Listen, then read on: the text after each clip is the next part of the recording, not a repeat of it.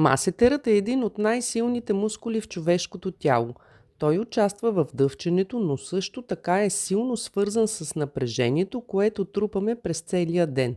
Много хора не осъзнават, че стискат челюстта си постоянно, особено при стрес, напрежение или тревожност. Това води до пренапрежение в дъвкателния мускул, което може да промени формата на лицето.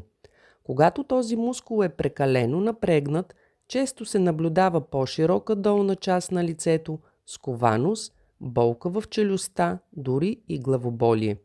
Освен това, напрежението в тази зона влияе и на останалите мускули на лицето и може да ускори появата на линии и отпускане.